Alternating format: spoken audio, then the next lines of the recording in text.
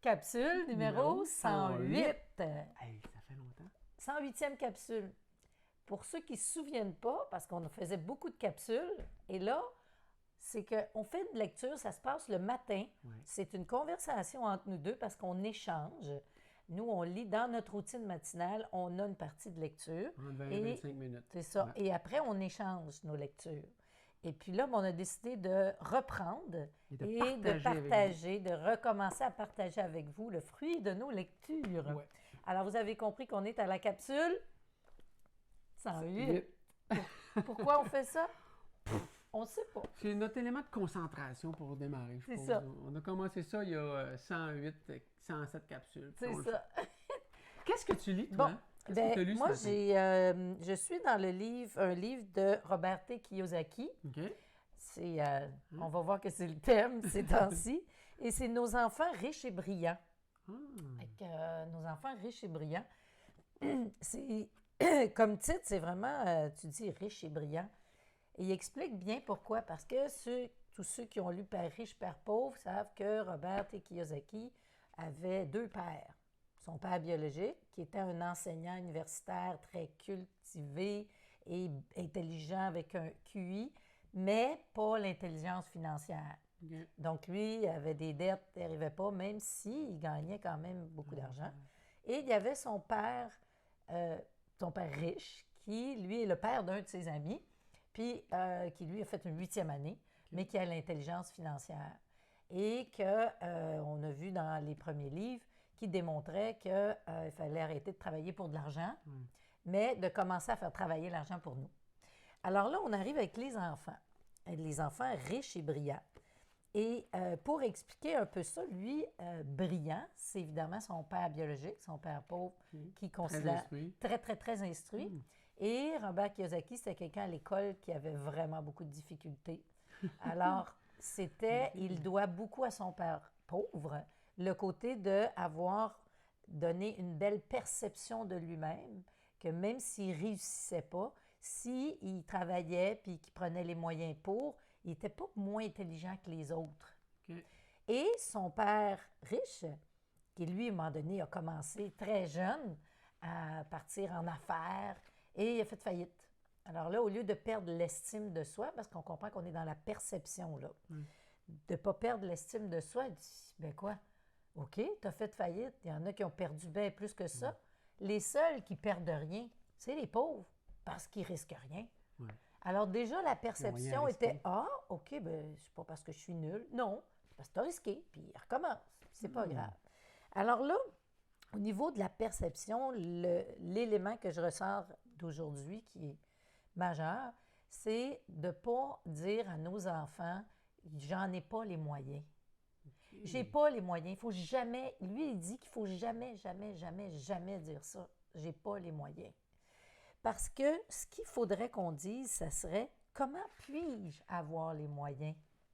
Ça change la perception totalement. C'est ça. Et donc, quand tu dis comment puis-je en avoir les moyens, ça ouvre ton esprit à considérer les possibilités d'accumuler des richesses.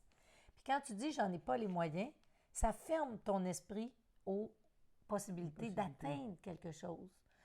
Donc, dans la perception puis dans l'ouverture, il dit les mots, c'est ça qui détermine. Alors, il dit choisissez vos mots parce qu'ils peuvent déterminer complètement l'estime de soi de quelqu'un.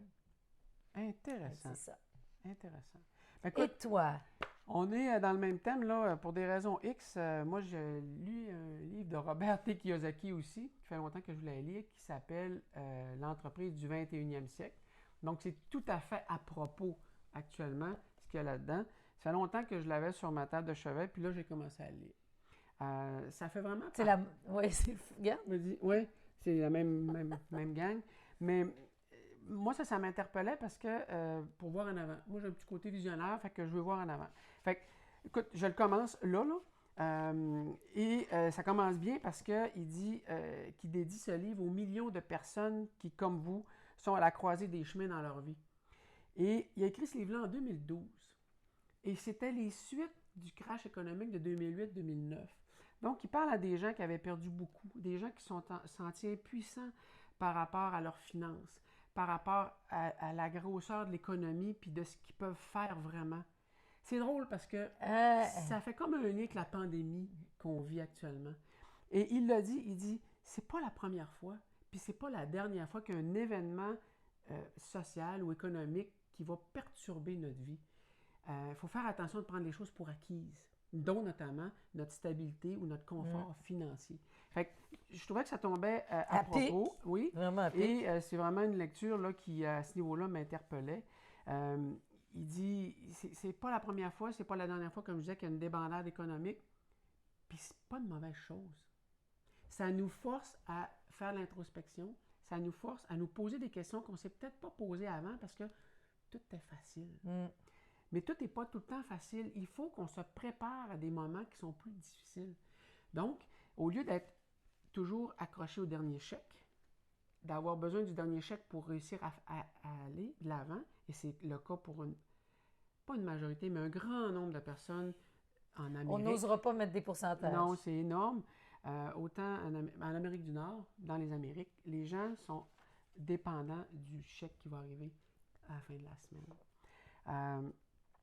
Lui est crédible parce qu'il a vraiment transformé les apprentissages, comme tu le disais, en éléments concrets. À 47 ans, il a pris sa retraite financièrement. Wow. Il était autonome financièrement. Il n'avait plus besoin de travailler. Mais lui, la valeur du travail, c'était pas d'être obligé de travailler pour avoir de l'argent. Lui, travailler, c'est ce qu'il a fait après ça, qui est de faire des formations et de travailler à éduquer les gens sur ce qu'il a appris, puis sur ce qu'il voit comme une lacune majeure. C'est pas de devenir riche pour devenir riche, non, pas riche pour de l'argent. Non, d'ailleurs, ça fait un lien avec ce que tu as dit, parce qu'il dit, la véritable richesse, lui, il parle de véritable richesse. Et je pense que ça a évolué depuis le début de ses créations littéraires, c'est que la véritable richesse, c'est pas gagner de l'argent. De l'argent pour de l'argent, ça vaut rien.